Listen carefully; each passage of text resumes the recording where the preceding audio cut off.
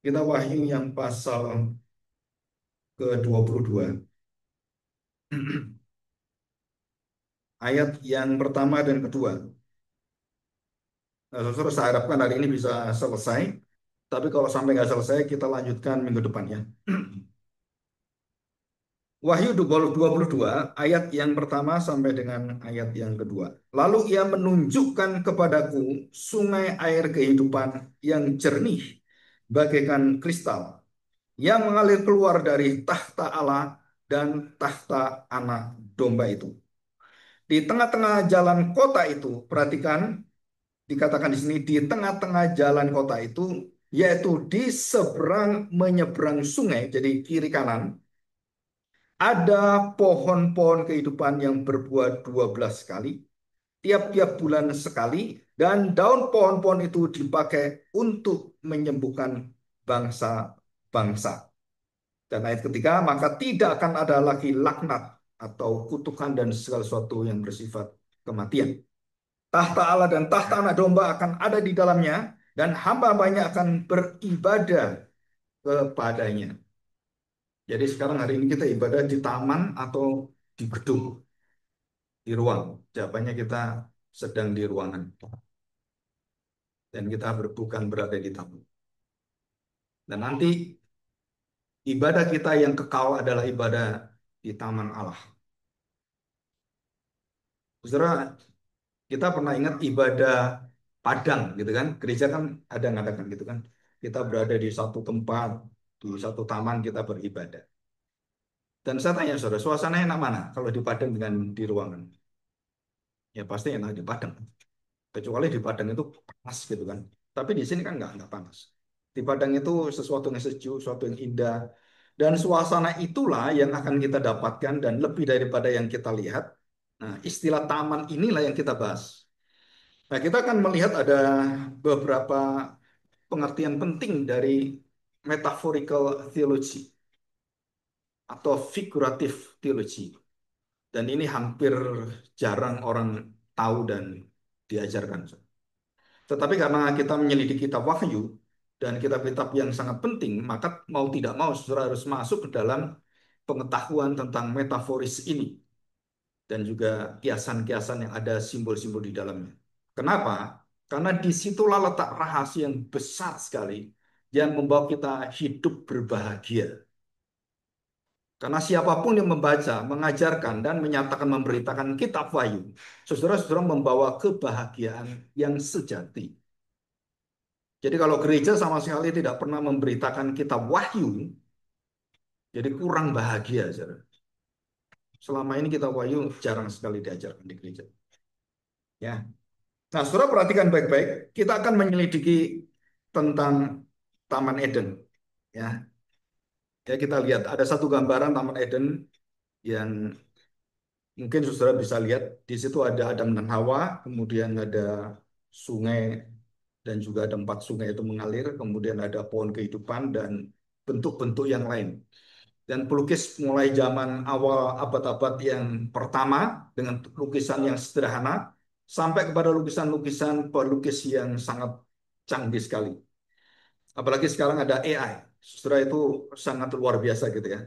Nah, semua gambaran yang diimajinasi dan di-create oleh AI itu, saudara, itu hanya kreasi manusia dan itu bukan yang asli. Sehebat-hebatnya, secanggih-canggihnya, seimajinasinya AI ataupun semua buatan manusia tidak akan sama dengan apa yang diciptakan Tuhan nanti. Kita hanya bisa merasakan, oh begini rasanya, indahnya begini. Tapi begitu kita masuk ke yang asli, ya saudara, itu gambarannya ini semua runtuh semua. Kenapa? Karena yang asli sudah datang. Keindahannya tuh nggak bisa dikatakan. Rasul Paulus mengatakan, surga itu tidak bisa dikatakan dengan kata-kata manusia keindahannya. Jadi kalau ada orang pernah ke surga atau ke neraka, terus dia bercerita bagaimana neraka, bagaimana surga, itu orang yang nggak pernah ke surga, nggak pernah ke neraka. Kenapa? Ya karena nggak bisa diceritakan, dia cerita. Nggak bisa diceritakan. Gimana kamu cerita? Oh di surga itu ada ini, ada itu. Itu bukan surga, itu surganya dunia, surganya agama. Oh neraka itu ada orang yang perutnya itu kemudian digigit oleh seperti anjing gitu. Dan keluar ususnya, terus dibakar ususnya. Saudara, di surga nggak ada seperti itu. Tapi banyak orang-orang mengajar seperti itu. Itu surganya orang neraka atau surganya orang Hindu atau Buddha atau orang-orang yang agama-agama lain. Tapi di Alkitab, saudara, itu tidak ada seperti itu. Jadi akhirnya konsep-konsep surga neraka dari dunia, dari agama itu masuk ke dalam gereja dan kemudian menafsirkan Alkitab dikembalikan dan dinyatakan dengan apa? Dengan bumbu, dengan bentuk-bentuk agamawiah dan kita menjelaskan surga dan neraka. Sebenarnya itu sangat menyesatkan. Tapi itu sudah diterima oleh gereja sepanjang sejarah, khususnya Indonesia yang sangat ketimuran. Dan konsep ini kita harus tahu. Ya, oke, kita lihat sekarang. Saudara, yang pertama adalah konsep taman. Pertama kali, di manakah taman itu pertama kali dicatat dalam Alkitab, ya dari kitab Kejadian.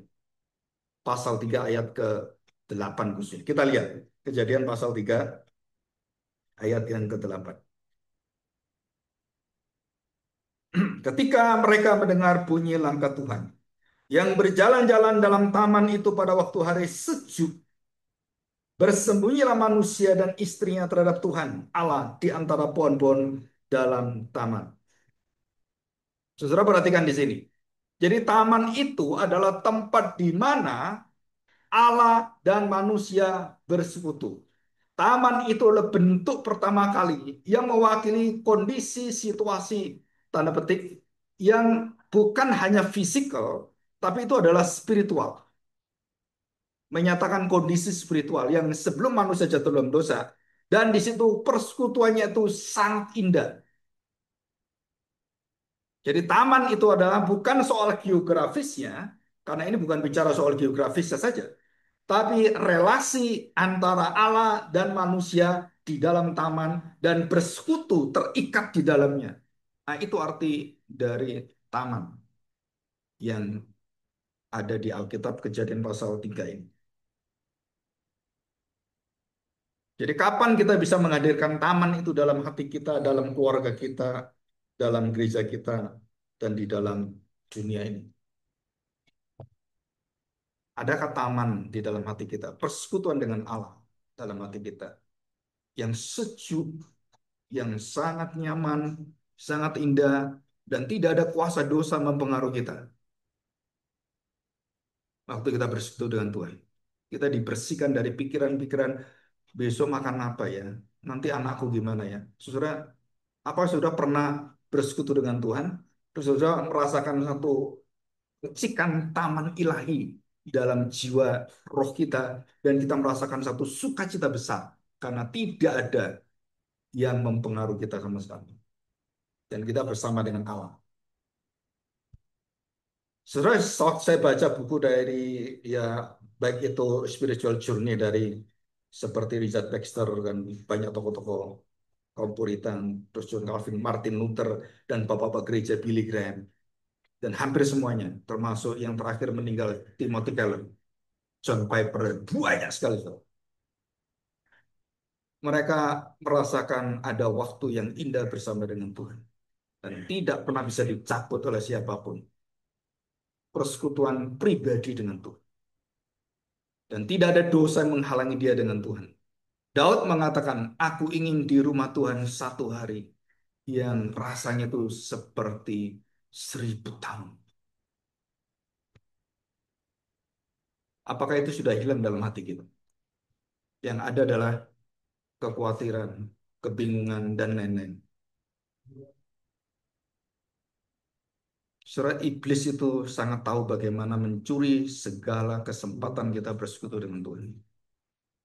Kita bukan berperang melawan daging, saudara. Kita bukan berperang melawan kerajaan-kerajaan seperti kekacauan demonstrasi, bukan, saudara. Saudara, kalau saudara percaya dengan kacamata surgawi, seluruh kekacauan itu yang menunggangi aktornya di belakang layar ada. Dan di belakangnya layar di belakang, nah, ada kan aktor di belakang layar, Di belakangnya Arto yang di belakangnya atau di belakang layar itu adalah roh-roh kegelapan yang tidak pernah dunia itu diberi kedamaian, dikacau terus, berperang dengan satu dengan bangsa berperang dan itu semua adalah bukan tangan-tangan manusia, itu adalah tangan-tangan kegelapan. Dan satu statement yang paling bagus dari Netanyahu, we are not fight for the nation of human. Kita bukan melawan bangsa manusia, kita sedang melawan kegelapan yang ada di bangsa itu. Jadi Netanyahu bukan hanya melihat ini perang biasa, saudara. Ini perang kekuatan surga dan kegelapan. Diberi apapun nggak akan bisa terima, dibaiki pun nggak bisa diterima. Disediakan hidup, dikasih makan, kasih minum, kasih air. Palestina nggak pernah berterima kasih, nggak pernah mau damai dengan Israel, dan terus mau hajar Israel, mau genocide Israel. Saudara, 80 tahun Israel itu begitu terbuka memberi makanan minum pada bangsa Palestina. Makanan semua Palestina yang sekarang sengsara dari mana? Israel.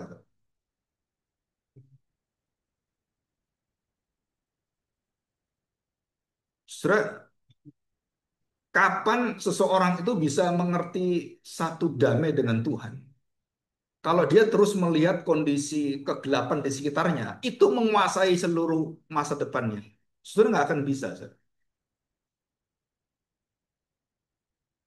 Di dalam kegelapan, orang tidak akan melihat kegelapan. Di dalam kegelapan melihat kegelapan. Nggak lihat, saudara. Dia mencari terang. Betul nggak? Walau gelap ini terus ada terang itu. Menuju kemana? Ya menuju terang. Supaya lebih terang hidupnya, supaya lebih tahu. Nah, taman Tuhan ini adalah terang ilahi yang tidak pernah ada, semua disembunyikan. Nah, nanti kita bahas beberapa pendapat teolog-teolog yang sangat luar biasa.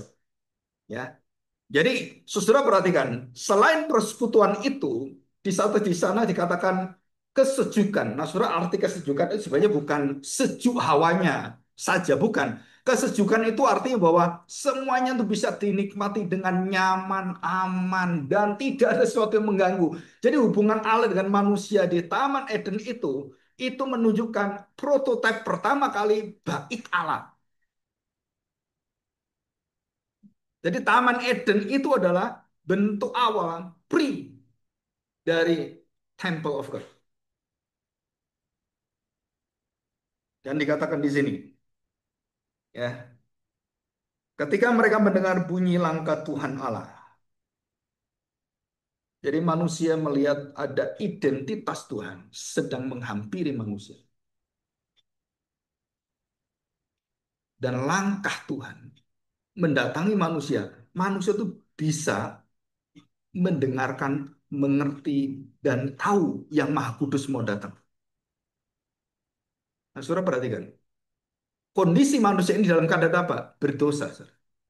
Di dalam dosanya pun Tuhan memberikan anugerahnya, Tuhan memberikan belas kasihannya, manusia masih bisa mendengar hadirat Allah. Saya senang dengan tulisan-tulisan John Calvin itu karena beberapa hal yang sangat membukakan wawasan kita. Jadi sedosa-dosanya manusia, Tuhan tidak membuang manusia dan menutup semua anugerahnya. Enggak, saudara. Tuhan masih memberikan anugerah yang mungkin saya sebut sebagai anugerah-anugerah yang sisa atau common grace. Anugerah yang umum. Semua manusia memiliki ini. Sensus of divinity. Jadi walaupun jatuh dalam dosa, orang dibunuh, dia mengatakan, ini orang jahat, dia masih ada. Saudara. Orang normal masih ada. Pemerkosaan, perampokan, oh itu jahat, tahu dia jahat. Kenapa? Ada sensus divinitas dalam hati setiap manusia yang tidak bisa ditolak, tidak bisa kemudian dibuang. Itu kuasa, kekuatan ilahi itu ada dalam hati mereka. Bahkan orang ateis pun mengakui ini, kebaikan-kebaikan ini. Mereka menyangkali Tuhan, mereka tidak bisa menyangkali hati nurani mereka. Dan itu ditulis oleh Immanuel Kant. di dalam nisannya. Yang paling aku takutkan bukan kejahatan, bukan segala sesuatu, bukan. Yang paling kan takutkan, yang paling dia nggak bisa lawan adalah hati nuraninya. Nah, terus saya percaya orang-orang yang jahat sejahat apapun, kalau anaknya dibunuh, dia pasti marah. Padahal dia bunuh anak orang kan harusnya anaknya dibunuh kan ya sama aja kamu bunuh orang anak dibunuh ya ayo otomatis terima dong. Nggak terima dia. Kenapa? Ini anakku ini kan. Ada relasi kebaikan bapak dan anak bajingan pun ngerti itu anaknya. Itu kasih dari mana? Ya dari Tuhan. Tapi kasih ini tidak bisa menyelamatkan. Nah, dari kondisi persekutuan itu dan dikatakan suasana yang sejuk dan apa yang terjadi dengan relasi manusia dengan Allah di Taman Eden, saudara, di situ muncul satu kalimat yaitu shalom. Nah, shalom inilah yang rusak dipecah oleh dosa. Hubungan perdamaian ini. Jadi Yesus sebagai pendamai, dia menjadi perdamaian, dia yang mendamaikan. Kita didamaikan, disyalomkan dengan Allah. Dan di manakah langkah perdamaian itu dilakukan? Di Taman Eden. Saya tanya, saudara, di Taman Eden yang mimpin ibadah siapa? Saudara,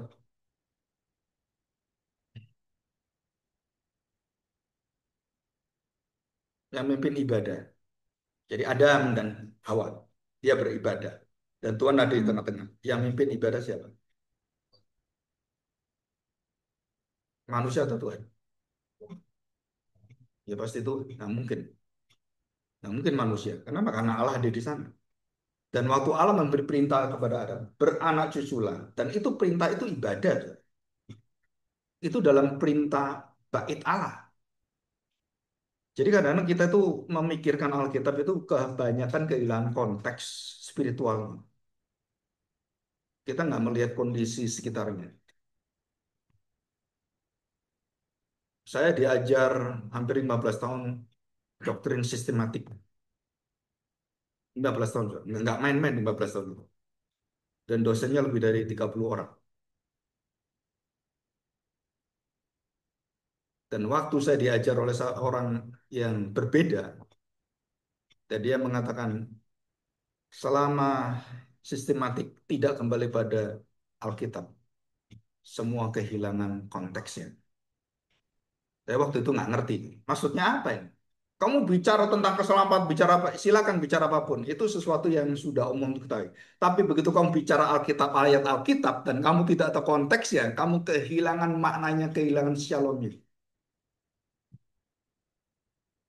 Tapi setelah bertahun-tahun, bertahun-tahun belajar Alkitab, baru saya terbuka itu.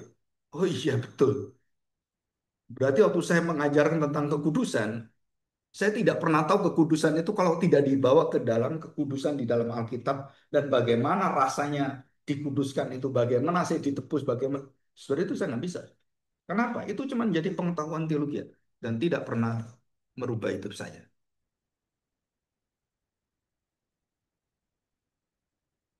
Banyak orang-orang yang ingin punya pengetahuan yang tinggi, tapi hidupnya tidak berubah. Para koruptor itu, Nadiem Makarim, itu pinter sekali loh. Saudara. Menteri-menteri itu bukan orang biasa, orang-orang pinter. Saya tanya, kenapa jadi korupsi? Pengetahuan bisa tinggi, tapi hidup di dalam jiwanya itu, saudara itu rapuh sekali. Dan mungkin saudara nggak tahu, setiap diri kita masing-masing punya kerapuan masing-masing. Kita nggak tahu. Tapi kita tahu persis bagaimana Tuhan waktu dengan kacamata kemahakudusan Allah, kesuciannya melihat kita. Kita semuanya binasa. Saudara. Perhatikan omongan saya.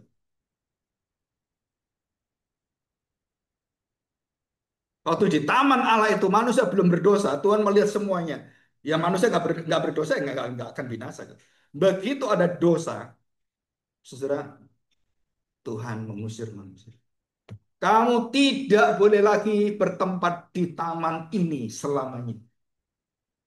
Dan tidak boleh masuk ke taman ini dan dia jagai semua dengan malaikatnya. Saya tanya, kenapa Tuhan jaga itu dengan malaikatnya? Kenapa? Kan manusia jatuh dalam dosa nggak bisa masuk kan? Kenapa Tuhan khawatir seperti itu? Bukan soal khawatir, Ustaz. Tuhan sedang menyiapkan satu manusia yang akan masuk dan akan dibukakan. Tuhan tidak pernah takut dengan manusia mau nembus Taman Eden. Nggak takut, Saudara. Karena manusia nggak bisa tembus. Tapi waktu ditutup itu, manusia akan dibuka kembali oleh Tuhan pada saat Kristus masuk dan gerbang yang beribu-ribu tahun itu terbuka. Dan masuklah kita semua bersama dengan Kristus. Ya tutup itu bukan karena masalah satu dua orang ada menanda, bukan. Itu masalah bahwa dia sedang akan mempersiapkan satu janjinya yang akan bisa masuk dan dia akan buka itu. Itulah Taman Eden. Jadi selain relasi, selain kondisi yang ada dan ketenangan yang ada, sudah harus ada shalom di dalam relasi itu.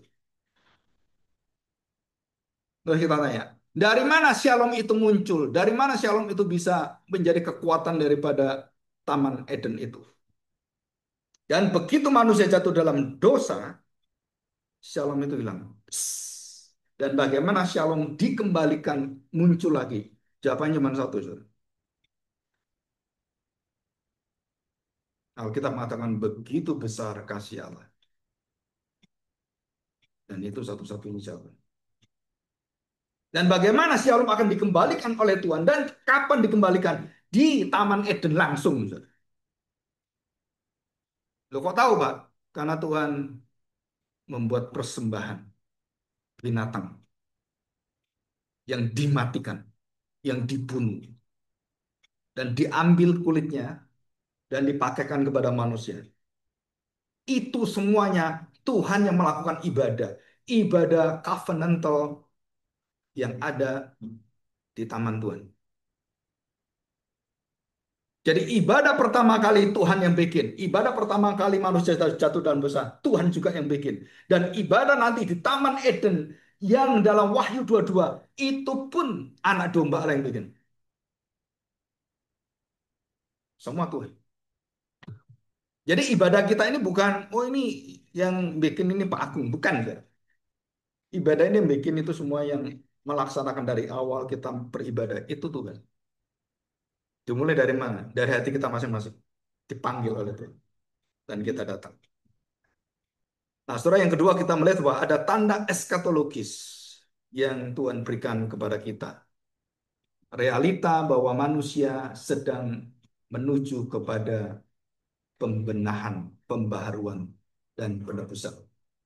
Nah, saudara, di sini kita ingin belajar ada dua hal yang mungkin sangat asing bagi kita. Kalau saya mengatakan bahwa eskatologis, banyak kita sudah tahu. Mungkin beberapa belum tahu juga.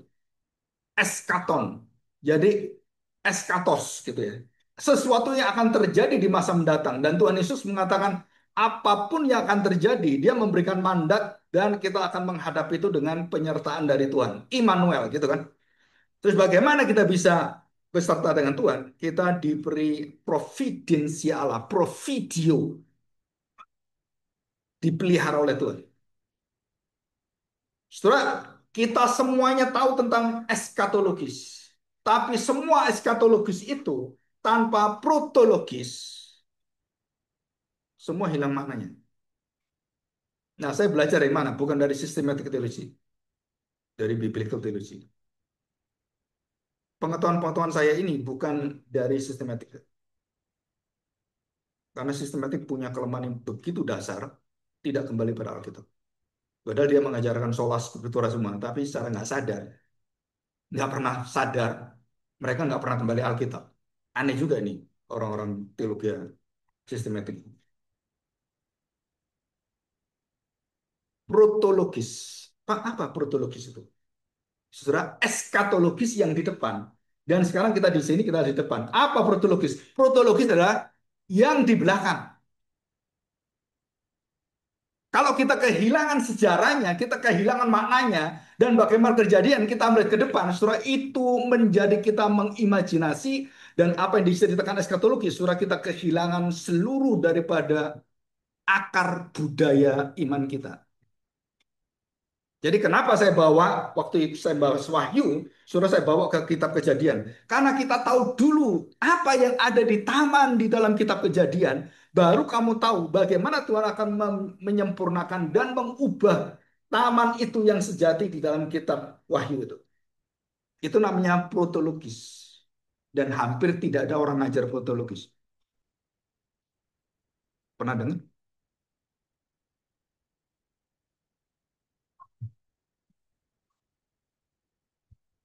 Sudah apa ya? Kalau dokter lagi meriksa orang, kamu sakit. Saudara seorang dokter ingin tahu sakit ini apa, maka dia harus tahu protologisnya. Sebelum ini kamu ngapain? Makan apa? Kamu lagi kurang tidur nggak? Kan itu semua protologis semua. Terus bagaimana eskatologisnya? Dikasih resep. Nih resepnya sekarang. Saya udah tahu penyakitmu ini loh semua, tahu semua. Dan semakin protologisnya jelas, tahu betul detail dan semuanya, maka eskatologisnya tepat kita tahu. Kalau protologisnya nggak tahu, terus kita bahas eskatologi, eskatologi. Eskatologi mana kamu itu? Ngawur semua, saudara. Wah, enam-enam itu Cina, Rusia, terus siapa lagi ini? Kan ada angka tiga ini, mewakili manusia. Ini siapa ini? Oh, ini Israel ini berarti. Saudara, itu bukan seperti itu, saudara. Angka manusia terus kita kembalikan kepada sebelum di belakangnya. Kitab Daniel ngomong apa? Terus di dalam Yeskel ngomong apa? Yeremia, saudara kita kembali ke belakang. Waduh Pak, sulit Pak. Ya memang itu. Kalau kamu ingin tahu rahasia yang di depan, kamu harus tahu seluruh latar belakang yang di belakang. Ada seorang kagum dengan seorang ekonom. Siapa mau jadi seperti saya? Seorang anak muda ini. Ya, namanya Andre Hakim. Ada yang tahu nggak? Nggak ada yang tahu ya. Saya beritahu. Ya. Jadi triliuner ya. Dari cuma ratusan juta, cuma puluhan juta, jadi triliuner. Sekarang mungkin sekitar hampir 10 triliun. Orang lihat itu. Mau seperti saya? Mau. Ayo silakan daftar. Satu orang 60 juta. Nanti saya ajari. Jadi triliuner. Orang kaya-kaya anak muda itu bayar semua. Timothy Ronald. Ini juga triliuner. Anak muda semua. Hebat-hebat. Dan semua Chinese.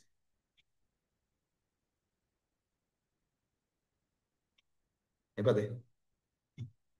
Semua Chinese. Otaknya itu dagangnya hebat mereka.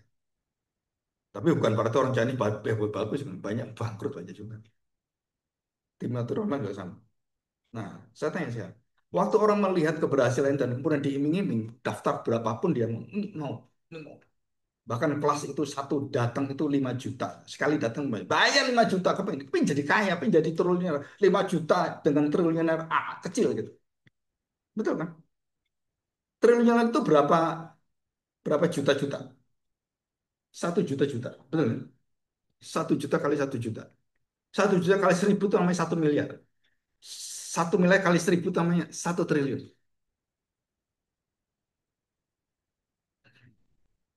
Jadi kalau kita lihat, wah ini seperti ini. Kita lihatnya apa? Wah orang yang berhasil gitu.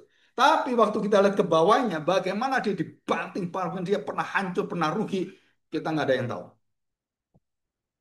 Kita tahu eskatonya yang terjadi berhasilnya, tapi protonnya, protologisnya, sudah kita nggak tahu.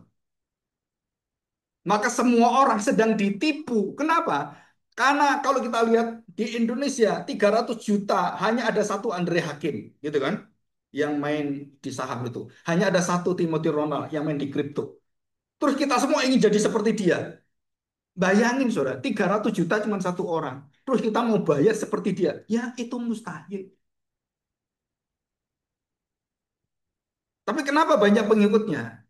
Karena mereka melihat eskatonnya, keberhasilannya, lupa dengan perjuangan mereka semua. Dan kita dari struktur pengertian kita tentang masa depan sama, Sob. Semua terjebak dengan apa?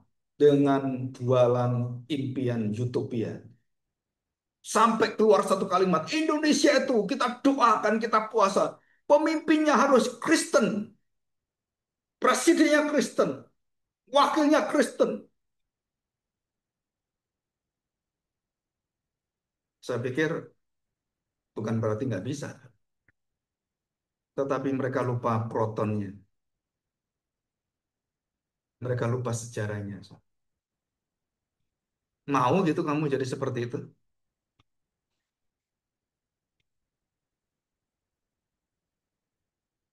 Dan bukan hanya itu, saudara. Orang pengen seperti berhasil, seperti orang-orang luar biasa. Daud berhasil, Salomo berhasil. Saya tanya, kamu tahu nggak kalau orang berhasil apa yang dihadapi? Apa resikonya? Sombong, jatuh dalam dosa, berzina, sombong, serakah. Salomo jatuh yang sama. Terus kamu mau jadi apa? Mau jadi Salomo jadi apanya? Mau jadi yang hebatnya Pak? Ya kamu harus terima juga dosa-dosanya, hancurnya juga. Mau itu? Nah, gambaran yang utuh yang besar, jadi eskaton dengan proton, dengan kondisi kita sekarang, saudara, kita wahyu ini memaparkan pada kita, ini loh kondisi manusia seutuhnya. Taman Tuhan yang seutuhnya. Taman yang pernah hancur, taman yang dibangun oleh Tuhan, yang ditanam oleh Tuhan, yang didirikan oleh Tuhan, diciptakan oleh Tuhan, dirusak manusia, dan taman itu menjadi disebut sebagai paradise lost. Siapa yang nulis? John Milton. Karena saya dari sastra Inggris.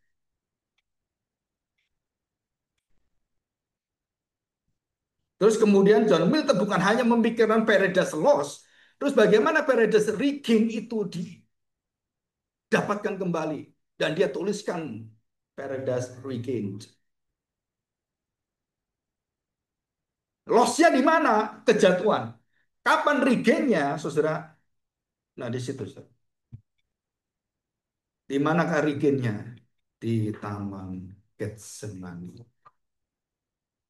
Di taman yang doa penuh dengan tetesan air mata. Semua dari taman ke taman. Dari taman ke taman. From garden to garden.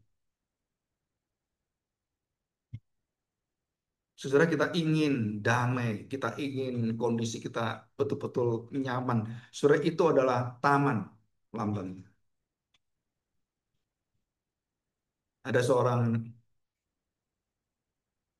ibu businesswoman, seorang kaya sekali. Dia mengatakan, Pak Agung, saya ingin punya rumah di mana? Di Swiss.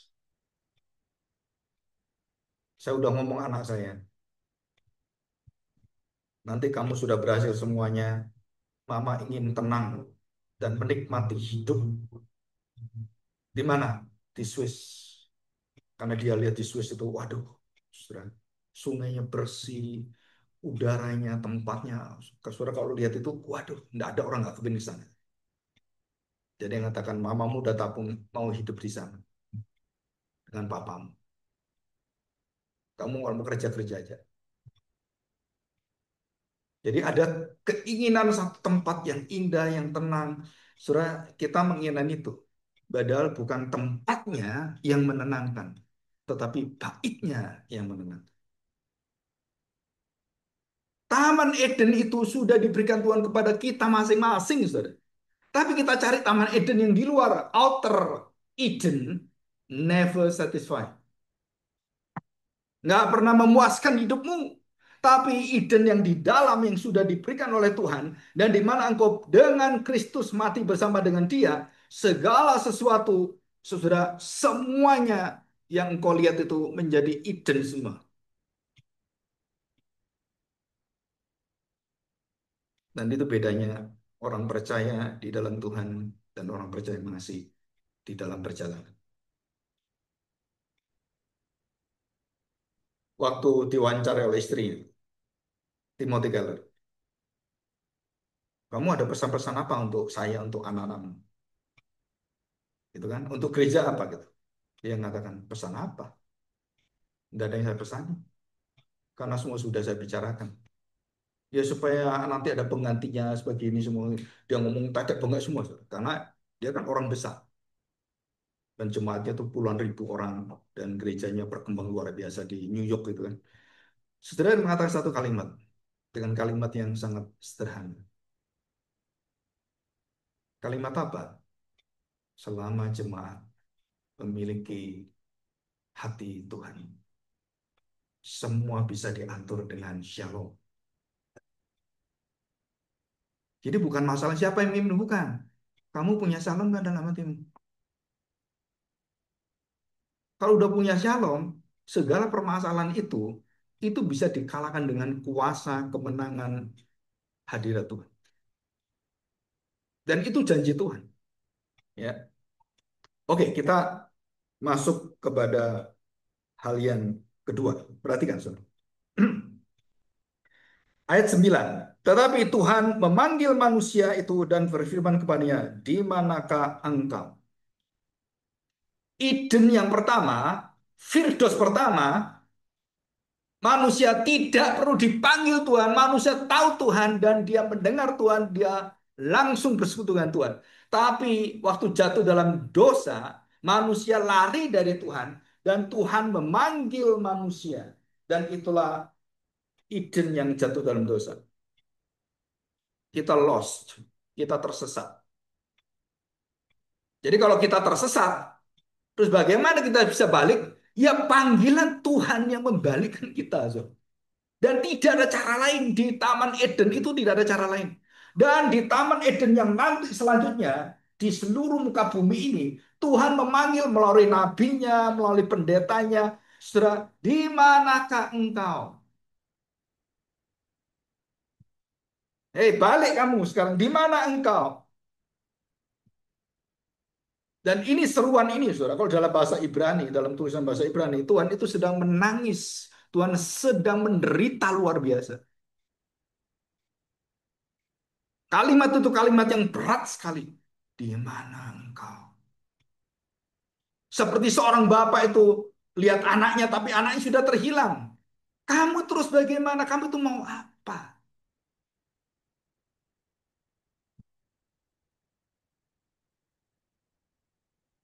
Jadi seorang anak bisa menghancurkan reputasi papanya gampang, enggak?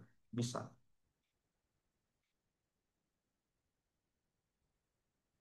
Seorang bapak marah dengan anaknya, anak gadisnya.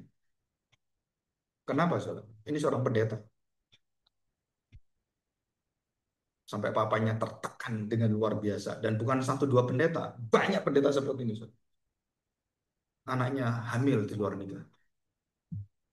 Papanya syok, saudara. Papanya mengatakan, kamu tahu nggak? Kalau saya di depan mimbar, muka saya taruh mana, tahu nggak?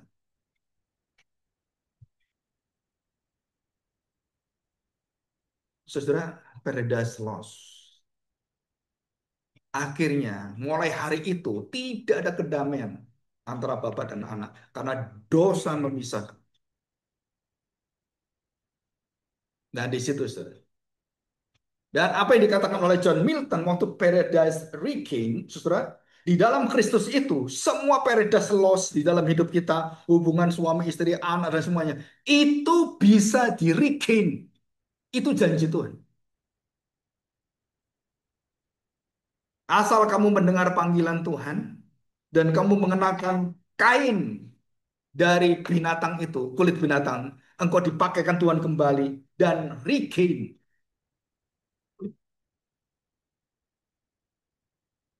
Dan banyak orang tidak mengerti metafora eskatologis itu. Itu eskatologis. Kenapa? Karena kita sudah lihat protologisnya.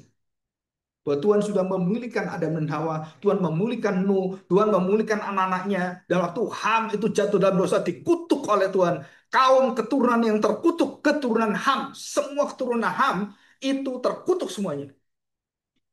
Bajingan-bajingan penjatuh itu dari keturunan Ham semua. Dari seluruh muka bumi dalam sepanjang sejarah, itu dari Ham, bukan hamburger. Hamburger enak. Keturunan Ham itu jadi keturunan yang jahat, jahat, jahat.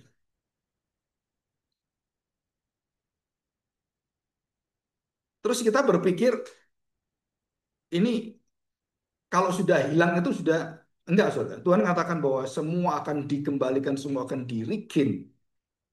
Maka John Milton waktu mengatakan itu pada abad 16, dia abad 16, zaman-zaman kaum Puritan. Kan John Milton seorang Puritan. Waktu dia tuliskan, ada hati yang dalam dia melihat gereja kehilangan taman Tuhan. Zaman mulai masuk zaman industrialis. Jadi kepintaran tambah luar biasa. Tapi hubungan di dalam keluarga itu paradise lost. Dan dia kenapa tuliskan paradise lost? Karena dia melihat gereja sudah kehilangan taman Tuhan. Dan bagaimana dia bisa mengembalikan itu semua? Dia tuliskan semua, saudara. Dengan tulisannya dia yang berbentuk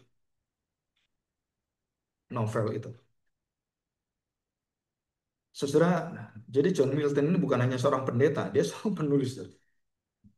Ya, pikirannya tuh menerawang dan jauh ke depan dan dia memberi jaminan kalau kembali kamu kepadaku sejauh timur ke barat sampai ke langit pun aku turunkan engkau dan sejauh apapun waktu kamu kembali aku akan menjadikan engkau anakku lagi. Anak yang terhilang, paradise lost. Waktu dia kembali ingat kebaikan papanya, paradise regain. Paradise-nya itu dikembalikan. Dia diubah di pola pikirnya. Dan termasuk dalam kitab Wahyu ini. Jadi Taman Eden bukan hanya kiasan biasa, tapi ini adalah sesuatu janji Tuhan. Kita akan memiliki surga dan bumi, Taman Eden yang baru sempurna. Untuk menuju ke sana, Tuhan memberikan tanda petik kuasa mandat itu, kita bisa memilikinya dalam hidup kita. Pak, bagaimana kita melihat orang-orang yang bisa berpikir dan mendapatkan paradise paradise region itu? Saudara nanti sudah baca di bukunya John Milton itu, yang panjang itu. Saudara dia memberikan langkah-langkah yang menunjukkan kita mendapatkan paradise bikin melalui Alkitab semua. Semua cerita Alkitab. Saudara tidak pernah meragukan janji Tuhan. Tidak pernah tidak melaksanakan pengampunan dan kasih Tuhan. Tidak pernah berkata, Tuhan, aku bisa nggak setia. Dan yang keempat, saudara, yang luar biasa, dia mengatakan, semua yang saya bisa lakukan itu adalah karya bukan karya saya. Itu yang Tuhan mampukan saya kerjakan. Jadi dia mengaku semua saya bisa ini, bisa ini. Ini bukan saya. Ini adalah Tuhan yang menggerakkan pikiran saya, hati saya, sampai seluruh hidup saya. Dan partikel-partikel yang ada di seluruh muka bumi ini. Dan yang tidak terlihat, saudara. Itu Tuhan gerakkan untuk apa? Untuk mendatangkan kebaikan bagi saya. Dia memberikan contoh apa? Yunus dikirim Tuhan pohon jara, ya kan? Yunus dikirim Tuhan ikan yang besar. Yunus dikirim Tuhan untuk apa? Untuk menyatakan bagaimana Allah memelihara kamu, memulihkan kamu. Taman Tuhan dalam hatimu itu sudah hilang. Dan saya harapkan kita bisa menerima protologi ini. Dan kita akan menerima eskatologi ini.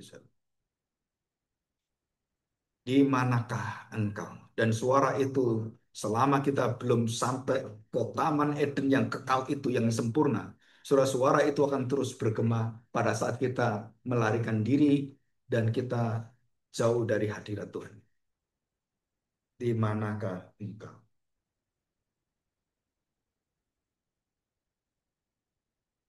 Saudara, kenapa Taman Eden dimulai dengan Taman Getsemani? Tahu Taman Getsemani itu taman apa?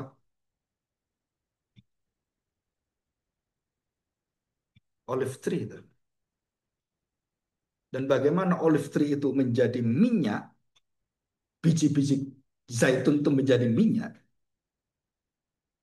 Saudara, itu lambang daripada bagaimana rigid itu bagaimana. Itu diperas, ditekan, dihancurkan, terus kemudian di apa istilahnya orang itu dipres. Dan itu bukan satu dua kali. Dan begitu banyak biji itu kumpul sampai berhari saat dipres dan keluarlah minyak zaitun. Keluarlah air mata yang dinanti-nantikan oleh Bapa Surgawi. Air mata apa? Air mata kehidupan manusia. Tuhan Yesus waktu menangis dan waktu sungai kehidupan mengalir semua air tangisan itu dan menyembuhkan bangsa-bangsa. Itu tangisan Tuhan Yesus. Tangisanmu nggak nyembuhkan siapa-siapa. Bikin jengkel orang gitu. Nangis terus. Bosan aku dia. Itu kan. Tapi waktu Tuhan Yesus nangis, waktu dia menangis dengan tetesan air mata itu, surah dia membangun satu aliran kehidupan yang baru dan kemudian bukan hanya air matanya dia curahkan, dia juga berikan darahnya, air mata, air dan darah dikatakan yang akan menghidupkan engkau. Kesaksian air dan darah. Rasul Yohanes menuliskan, ya Yohanes sendiri menuliskan itu, saudara. Bagaimana saya melihat kesetiaan, kecintaan, bagaimana saya regen, saudara. Harus ada tangisan dan pengorbanan air dan darah. Perkawinanmu, keluargamu dirigen oleh Tuhan. Jika itu tidak ada, jangan harap regen, saudara. Air mata itu. Dan kemudian pengorbanan kita. Itu yang akan meregen, merestorasi hidup kita. Kenapa nggak bisa? Ya karena kita orang berdosa, kita masih egois. Kerajaan, nah Agustinus mengatakan kalimat ini, the city day, the city day, atau the city of God. Saudara, apa ciri dari city of God, saudara? Seluruh daripada city of God itu, dia selalu berpaut dan dia meninggalkan seluruh keegoisan diri. Tapi the city of man, the city of world, saudara, itu selalu dirinya yang diutamakan. Maka di situ dikatakan oleh Agustinus, terjadi orang-orang serakah, pembunuhan, perceraian, dan semua. Itu the city of man. The city of God nggak seperti itu. Dan kita lihat sekarang ya. Coba kita lihat beberapa kalimat dari yang keenam. Coba slide yang keenam. Sebagai penutup. Saudara perhatikan, ini satu kesimpulan setelah pemikiran-pemikiran dan pergumulan yang panjang. Dan saudara, kita para teolog-teolog reformasi, reform, dan juga puritan sangat kagum dengan John Calvin. Tapi jangan lupa, saudara, John Calvin tidak pernah menulis buku systematic theology. Saudara, saya ngomong ini, saudara ingat baik-baik. Dia tidak pernah tulis buku systematic theology, tapi dia memberikan penguraian menjelaskan tentang Alkitab. Dan seri tafsiran dia dari Kejadian sampai Kitab Wahyu itu ada semua. Jadi John Calvin membangun systematic theology, bukan systematic theology di dalam systematic theology, bukan. Tapi seluruh orang membaca John Calvin, kemudian memikirkan, oh John Calvin pikirannya tentang doktrin Allahnya gini. Itu berasal dari bukunya dia. Dan buku dia bukan buku sistematik, itu buku biblical. Saya bertemu dengan teman-teman saya dari teologi reform. Saya terus mengatakan kalian itu kadang-kadang salah arah, salah pijakan. Pijakanmu itu salah, kalau salah itu bahaya loh. Kembali pada yang sola scriptura, kembali lagi kamu di sini. Boleh nggak belajar buku? Boleh, tapi kembali lagi. Dan John Calvin, semua Jonathan Edward, John Bunyan, John Owen, John yang lain, kan banyak John kan? Itu semuanya, saudara, bukan dia menulis buku sistematik, bukan saudara. Mereka berkhotbah Alkitab dan di situ mereka menelurkan pengetahuan-pengetahuan pengajaran Alkitab. Mereka tidak pernah menuliskan khusus buku sistematik, nggak ada, saudara, nggak ada. Termasuk Agustinus on the Christian Doctrine. Itu bukan doktrin, bukan. Itu biblika, saudara. Nah, rahasia-rahasia seperti ini, waktu saya masuk di dalam lingkup yang sudah saya sendiri nggak tahu, gitu ya. Begitu saya diperingatin, saya tahu, oh ini baru saya kondisinya. Berarti saya harus keluar dari tempat ini, keluar dari arus ini. Kenapa? Karena ini membuat saya nggak bisa memiliki kekayaan Alkitab yang luar biasa itu. Jadi akhirnya saya keluar. Psst. Masuk ke dalam Alkitab. Wah, saudara, terkagum-kagum dengan pengajaran Alkitab. Bahkan Kristus yang saya pikir kotak di dalam pengertian bukan 100% Allah, 100% manusia. Saudara, tidak semengagumkan waktu kamu belajar Alkitab tentang Kristus yang adalah manusia dan Allah. Jauh, saudara. Beda lah, beda jauh. Nah ini ya. Nah perhatikan perkataan John Calvin. Moses does not simply describe a garden, but he presents to us the theater of God's glory, where the Creator displays His goodness toward me. Nah, saudara perhatikan. Jadi John Calvin itu bukan berpikir garden itu tempat di mana manusia bertemu dengan ya Allah gitu, bukan hanya itu, tapi Allah sedang memberikan dan mengeksplorasi dan mendisplay bagaimana kemuliaan di atas dunia ini dan manusia menikmatinya. Wow, beri nama binatang-binatang udara dan kamu kasih nama. Itu kemuliaan saya. Beri nama semua. Saudara, baru ketangkap saya. Ngerti maksud saya? Jadi waktu Adam memberi nama itu sedang memamerkan kemuliaan Allah, bukan kemuliaan Adam. Jadi pikiran John Calvin itu menembus bukan hanya simbol-simbol, bukan hanya apa yang dia ada. Dia sedang menembus hubungan relasi dan dia mengatakan ini loh, Tuhan sedang memamerkan, dia sedang menunjukkan ini loh, satu mimbar, satu teater yang luar biasa ini kemuliaan saya. Dan dia beri mandat manusia supaya mengagumi dia. Nih, kamu kasih nama itu ya, binatang semua. Jadi Adam dan Hawa, manusia pertama yang tahu segala nama binatang dan segala nama yang hidup dan segala tumbuhan. Nggak percaya? Jadi saya tanya sekarang, otaknya Adam itu atau dengan Hawa juga kan itu pasti dia juga ngerti berapa giga saudara, atau berapa tera kemampuan dia itu kalau sekarang kan 5G, 7G, Indonesia 4G. Udah 10 tahun, 15 tahun sih 4G terus. Korea sudah 7G, China sudah 9G. Kita jijian. Jiji ini kapan? Nggak tahu saya. Sampai sekarang masih 4G aja masih sulit. Saya. Israel baru kirim satu satelit yang baru. Sudah dengan teknologi baru yang bukan pakai jijian. Sudah pakai sesuatu yang baru. Teknologi baru. Yang bisa mengontrol seluruh dunia ini. Dan lebih mengontrol lebih dalam lagi. Apa kemampuannya? Nah, saudara kita tahu bahwa Tuhan sedang memperkenalkan kemuliaan dirinya pada manusia. Jadi waktu manusia bisa memberi nama, oh ini burung elang. Wah, Tuhan luar biasa engkau. Kau ciptakan burung. Jadi ini semua waktu memberi nama, semua kemuliaan pada Tuhan. Dan setiap kali kita pelayanan, kemuliaan pada Tuhan. Luar biasa. Bisa dengar firman Tuhan. Tuhan engkau luar biasa. Kemuliaannya itu membanjiri kita. Itu hatinya John Calvin. Dan kita lihat sekarang ya. Kita Jonathan Edwards. Nah, suruh perhatikan. Ya, dia katakan Eden at the state of probation. Apa artinya? Dan di Taman Eden itu adalah bagaimana ketaatan manusia itu diuji. Dan dia mengatakan kalimat ini rahasianya. Taman Eden adalah taman delightful, taman kesukaan Tuhan.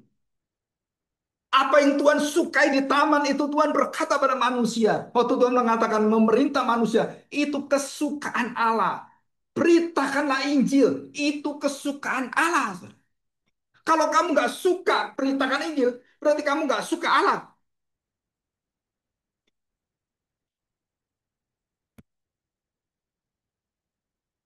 Delight, pleasure, satu kenikmatan. Jadi waktu saya bisa mendengarkan Tuhan, ayo tinggalkan, kamu ikut aku, jadi hambaku. Terus kita tinggalkan. Itu bukan sesuatu yang berat. Aduh mama, aku tinggal kamu ya. Ya terus nanti gimana mama? No, saudara. Waktu kita tinggalkan Urkasdim, kita tinggalkan kekayaan kita. Waktu Musa tinggalkan Mesir, saudara, itu bukan kesedihan, itu delightful. Nah itu rahasia penting.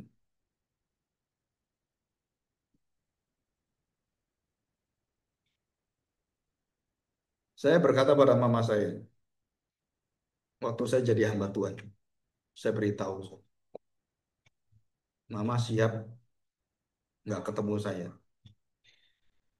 Kenapa? Karena saya kan ikut Tuhan. Jadi kalau saya pergi ke Bandung, ya sulit ketemu mama saya. Walaupun setiap tahun saya usahakan datang ke mama saya. Sekarang udah bertahun-tahun saya nggak ke sana. Kenapa? Ya kondisi keadaan yang nggak bisa. Tuh dia sakit, dia jatuh seperti itu. Ya paling bisa telepon.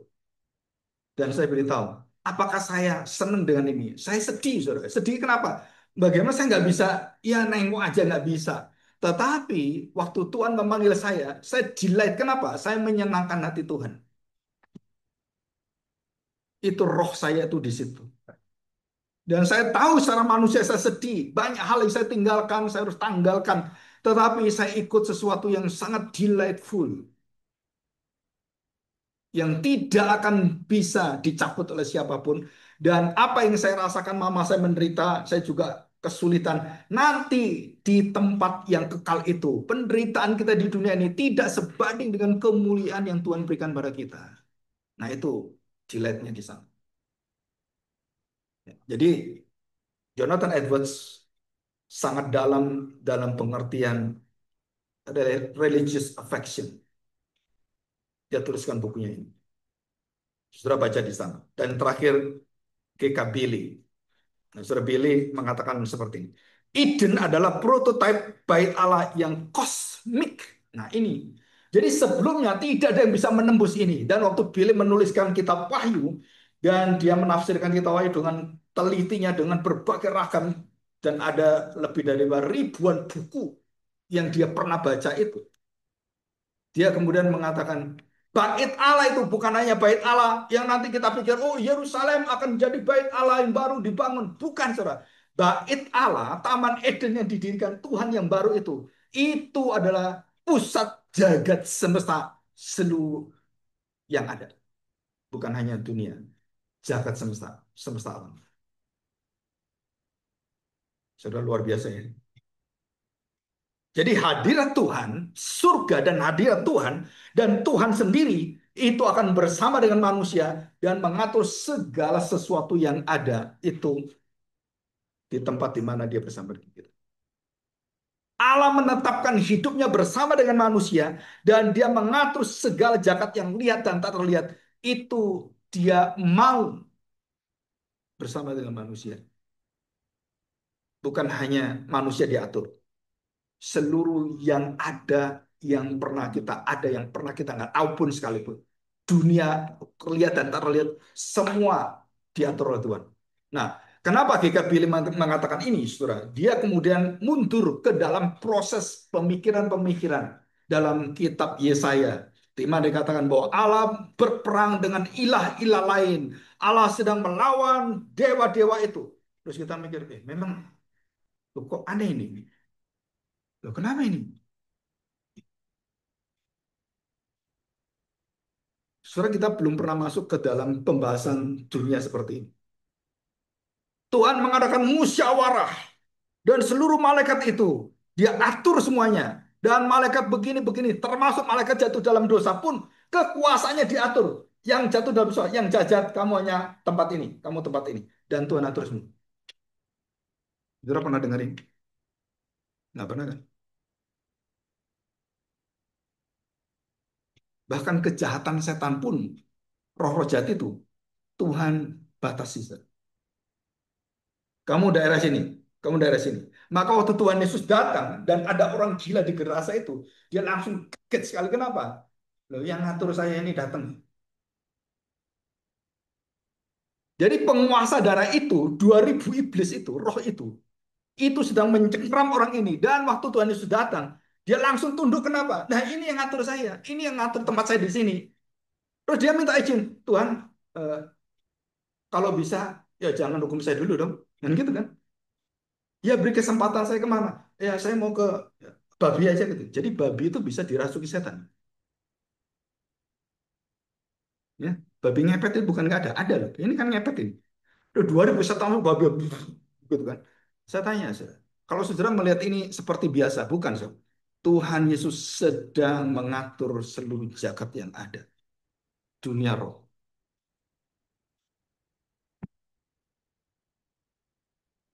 dan termasuk badai di Laut Galilea. Itu bukan badai biasa, saudara. Itu ada penguasa, saudara. Dan dikatakan, diam. Ngomong dengan siapa dia? Hah? Masa angin dia ngomong diam gitu? Bukan, saudara. Itu ada sesuatu penguasa di sana. Kenapa? Karena dikatakan dalam Yesaya, Allah sedang berperang dengan ilah-ilah yang dia atur semuanya dan roh-roh jahat itu. Semua diatur oleh Tuhan. Di mana tempatnya, di mana kedudukannya. Dan Raja Fir'aun di sini, Ahasiwero di sini, Nebukadnezar di sini. Sama. Di dunia yang tidak nyata itu, saudara, di dunia roh itu, Tuhan mengatur seluruh jagat semesta ini. Dan siapa yang mengatur itu? Dikatakan, segala kuasa sudah diberikan kepadaku.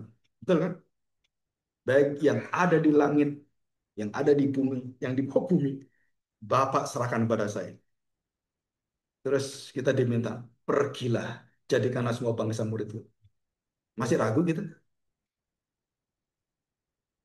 Kalau saudara ragu, saudara nggak tahu siapa yang nyertai saudara. Kuasa yang luar biasa sedang menyertai saudara.